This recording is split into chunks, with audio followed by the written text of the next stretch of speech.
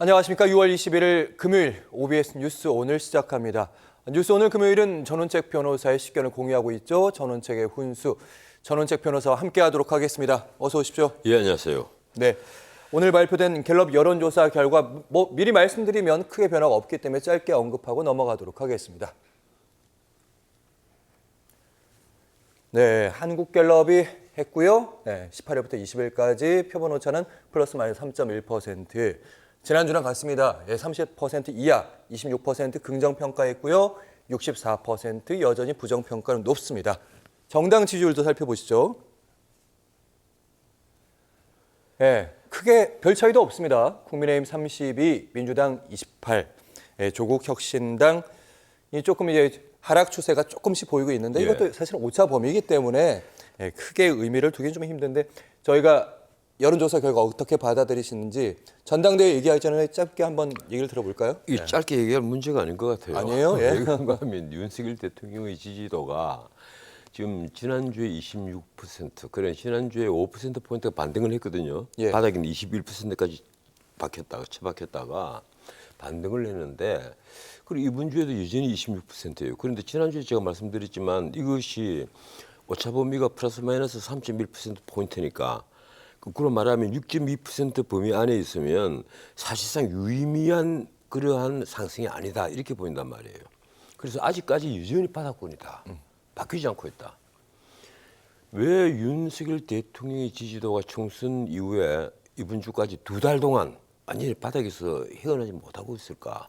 윤 대통령이 그동안에 해외 순방도 했고 뭐 중동아시아에 갔다 왔지 않습니까? 예.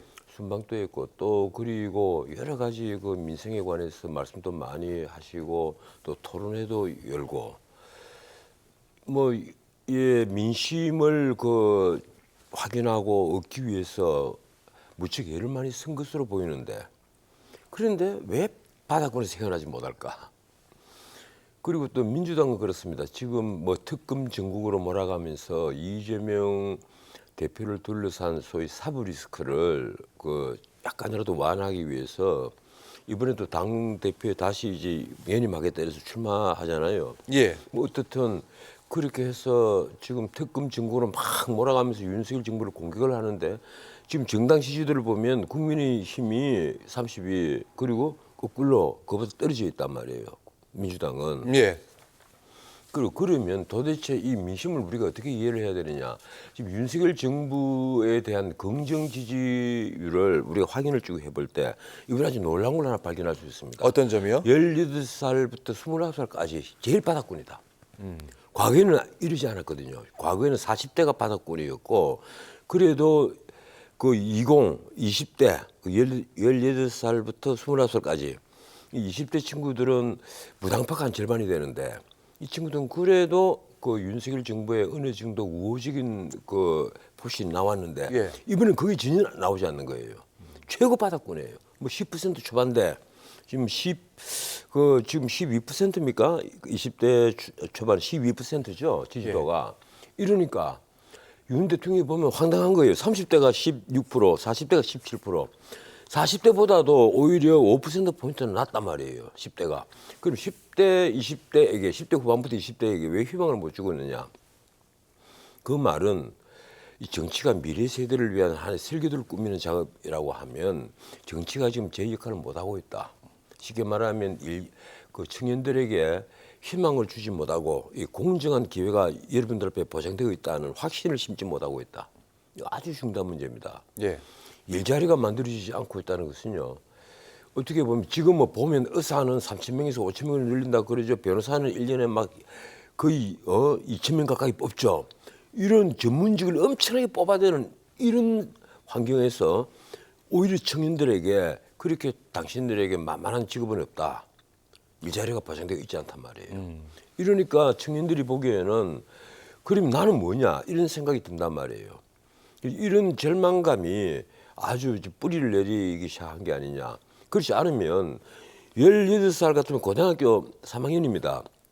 이 고등학교 3학년부터 29살까지 그 20대를 관통하는 이 청년들에게 지지율이 12%밖에 되지 않는다는 것은요. 청년들이 윤석열 정부를 외면하고 있다는 얘기예요. 왜 10명 중에 한 명인데 한 명만 박수를 치는데 외면하고 있다는 얘기입니다. 이 문제를 지금 그 용산에서도 이게 심각하게 봐야 되고 무엇보다도 국민의힘에서 앞으로 정치를 하기 위해서 미래 세대에게 우리가 어떻게 득점할 것이냐 이 문제를 깊이 생각을 해야 됩니다. 그런데 솔직히 그런 생각을 하는 사람들이 없는 것처럼 보여요. 지금 지난주도 얘기를 했지만 부정평가의 원인이 무엇이냐? 민생, 경제, 물가.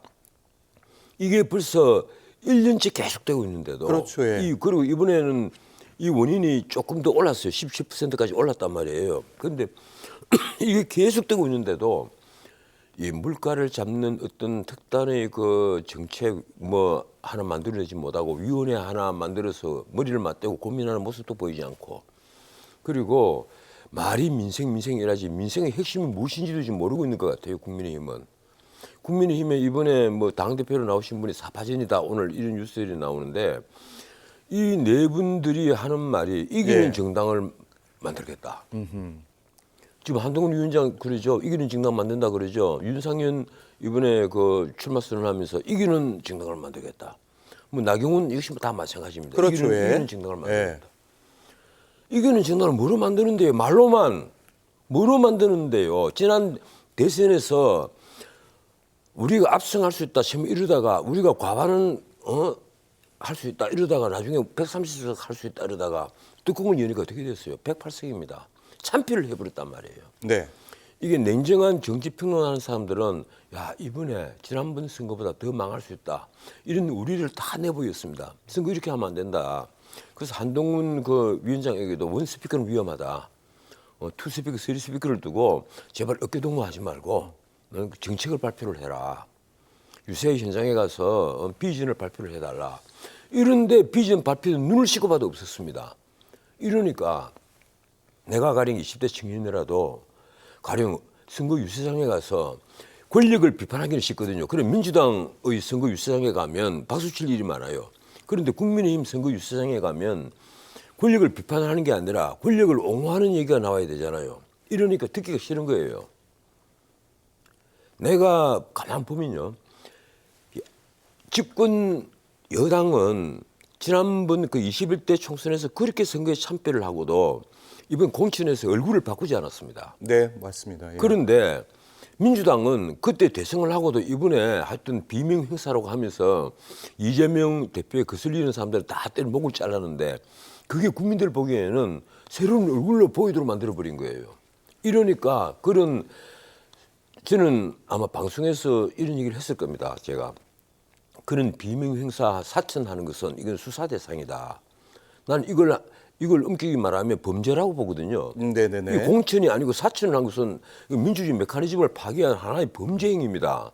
그래서 이건 굉장히 심각한 문제다. 그런데 어느 누구도 이 문제를 거론하지 않아요. 집권 여당에서 공격을 해야 되잖아요. 왜 그런 사천을 하느냐. 아니 근데 사실은 어느 당이나 공천관리심사위가 있고 나중에 이제 최고위가 결정은 하지만 사실은 생각을 해보십시오. 민주당의 원내대표를 지낸 사람들이 전부 다 합의 20% 평가를 받고 목이 다 잘렸습니다. 홍영표, 박광훈 해가면서 그 말이 된다고 생각합니까 그게?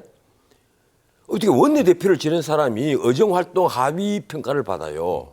난 거의 제가 드리는 말씀이 모르겠어요. 정치적 평가는 갈릴 수 있는데 법적인 평가 대상에는 좀 아니죠. 의문이 제기될 수 있어서. 아니죠. 그요. 예, 근데 공정한 공천 심사가 아닌 경우에는요, 그거는 사법 심사 대상이 된다고 봐요. 그건 법률적으로 그렇습니다. 내가 이거 많은 법조인들에게 의견을 구했는데 대부분이 저하고 똑같은 생각을 하더라고요. 그런데 아무도 이 문제를 거론을 하지 않아요. 난 참 신기하게 생각합니다. 이 대한민국이 얼마나 권력에 복종하고 그리고 아첨을 일상으로 삼는지 생각해 보십시오. 민주당 최고위원 회의가 열렸어요. 당 대표 이재명이 지명을 한 최고위원이 왔습니다. 강누구라는 사람이에요.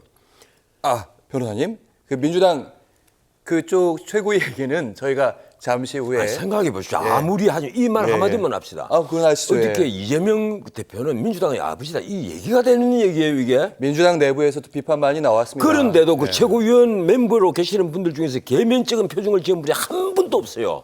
그 현황 사진을 한번 보세요. 당황해서 그러지 않았어요. 아니겠죠. 내가 보면 기가 막힙니다. 1인 정당이 되어 있기 때문에요. 그렇죠. 같은 나이에 예. 그 강민구 최고위원이 고개를 숙이면서 두 손으로 악수를 하는데 허무한 모습을 웃으면서 파한대수하면서 그 악수를 받는단 말이에요. 이재명 대표는. 당황하지 우리가 그걸 어떻게 않았을까요? 이해를 해야 합니까? 알겠습니다. 나중에 사실은 사적으로라도 이재명 대표가 약간 불편한 마음은 전달했다. 저는 보수 이런 논객, 진보 논객 이런 걸 떠나서 객관적으로 얘기를 합니다. 우리가 이런 것을 계속 눈 감아주고 넘어가면 대한민국 민주주의는요 영원히 시궁창에서 벗어나지 못합니다. 그럼요. 방금 그 말씀 부분은 진보 보수든 다 그 불편하게 여기는 부분 아니겠습니까? 그래서 예. 우리가 그 무릇 권력자가 자신에게 아첨하는 것을 그걸 하나의 권력을 확인하는 기회로 삼아서는 안 된다. 절대 권력은요 절대 네. 부패합니다. 그게 미하일 바쿠닌이 한 얘기거든요. 절대 권력은 절대 부패합니다. 나는 그게 국가의 권력이든 야당의 권력이든 다 마찬가지라고 생각을 해요. 절대 알겠습니다. 권력은 절대 부패한다.